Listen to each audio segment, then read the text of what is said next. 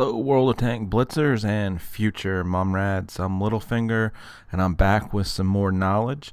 This time we are looking at the Soviet tank tree. So I'm hoping right now you guys are honing your skills in the lower tiers and you're trying to decide which line and which country you want to pursue further into the upper tiers. So in general, Russian tanks do an amazing amount of damage. They have decent penetration value, so you're not going to bounce too many shots, but their downfall is that they only have average accuracy and rate of fire. The upside with the Russian tanks, especially the IS line, is they have amazing side armor, great for side scraping. But the general downside to Russian tanks is that they have extremely poor gun depression, making them a little bit more difficult to find spots on the map that you can get shots in without having to expose more of your tank. So you have to be more of a well-versed player on these maps and know the spots that these tanks excel in. But overall, they do great damage and have very good armor. So, like the last video, I'm going to focus here on the lights, the mediums, the heavies, and then the TDs. So, let's go ahead and jump in and look at the light tanks, which stop at Tier 4 for now, but I see with the upcoming update, I think 3.1, this line's going to get extended, which I'm kind of excited about because all of these light tanks, the BT2, BT7, A20, T46, they're all great tanks. So let's take a look at them. Okay, so Russian light tanks, they are the fastest tanks in their category and tier. They tend to have sloped armor, but rather weak armor, and like most Russian tanks have poor gun depression and aren't very accurate guns, but they do a lot of damage. So let's take a look here at the A20. Keep in mind these stats came from the World of Tanks Wikipedia page. There may be some minor discrepancies between that and Blitz, but this does the job and gets across most of the information that we want to talk about. So this tank here shows a speed limit of 72 kilometers per hour, so it will get up and move. One of my favorite mobility tanks for sure, especially with 44 degrees of traverse. It can turn on a dime. Hull and turret armor there at 20 and 25 is rather low. Like I said, you will get penetrated fairly easily in this tank, so use the mobility to your advantage. Shell cost is fairly low except for the APCR there at 800 a shell, and you do need to carry this, especially for facing KV-1s and Matildas and so forth. So rate of fire there at 26 rounds per minute gives you roughly damage per minute in 1200, which is very good. You can do a lot of damage in this tank. Aim time there is great at 1.9, and like I said before, gun depression there at 7% is below average for the tier.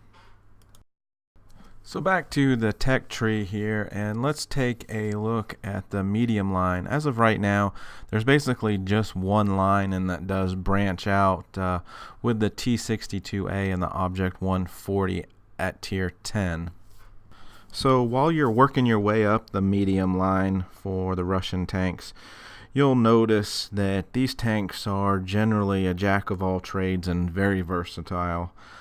They have excellent soft stats such as ground resistance and camo values, which allows them to perform all kinds of roles, including scouting and damage dealing and flanking.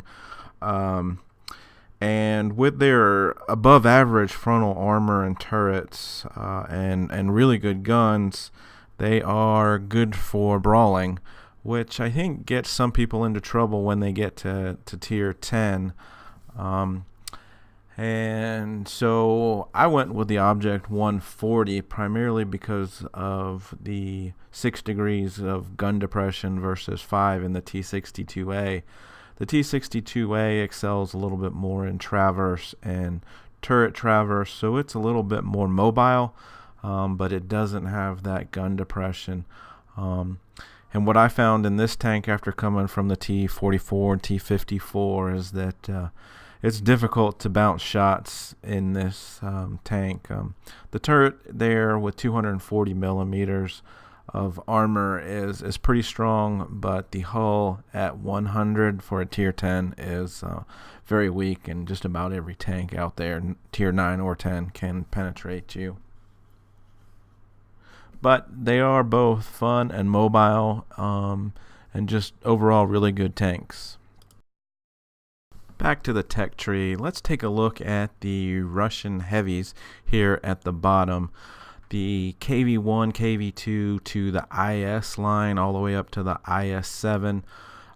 Really good line of tanks with great armor. Also the T150, KV3, KV4, STI, and IS4. Again, great armor, not as mobile as the other tanks, but again, really good tanks for each of their tiers. So let's take a look at the difference between the IS-7 and IS-4. So in general, the Russian heavies have the best armor. They have good mobility in comparison to the other heavies, especially the Germans. They have good to great firepower, above average I would say, and poor gun depression. I keep harping on poor gun depression, but it's true. Accuracy is below average as well, and a lower damage per minute than the other heavies. But you've got two really great choices with the IS-4 and the IS-7, and I'll be honest, I went with the IS-7 first, just because it's a more mobile tank.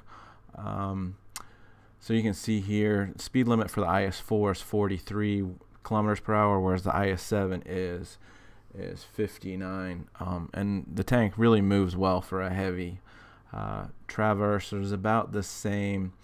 The hull armor is a little bit better on the IS-7 as far as the hull, but the turret is better on, the turret is better on the IS-4.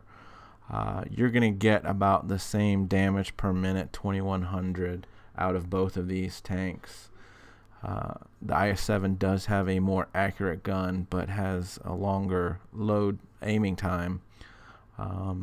And then they both got 6 degrees of gun depression, but these tanks are great at side scraping and bouncing shots galore. They are fun to drive tanks.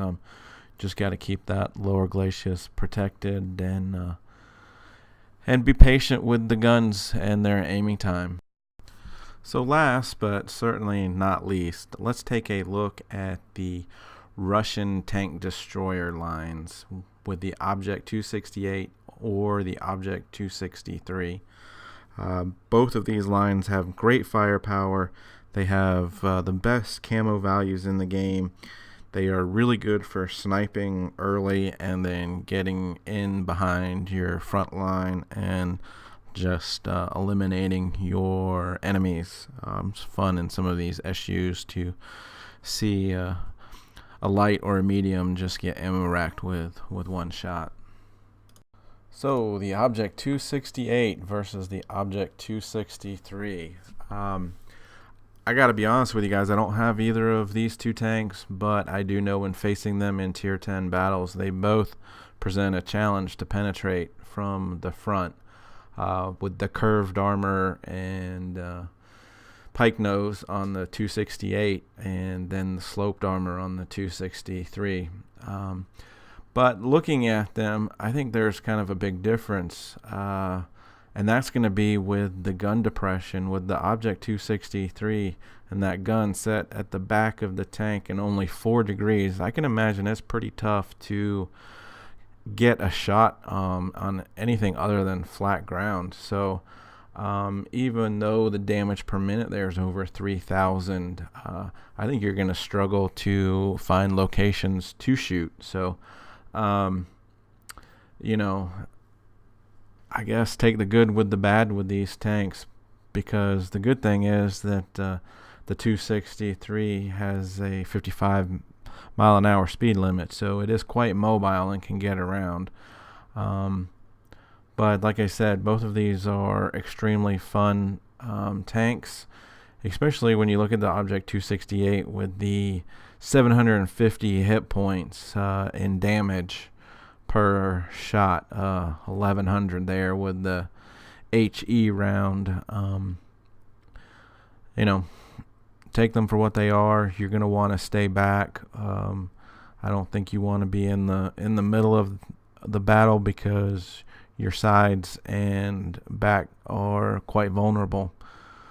So anyway, post any reviews that you've got on these tanks. I'm kind of curious to know your thoughts.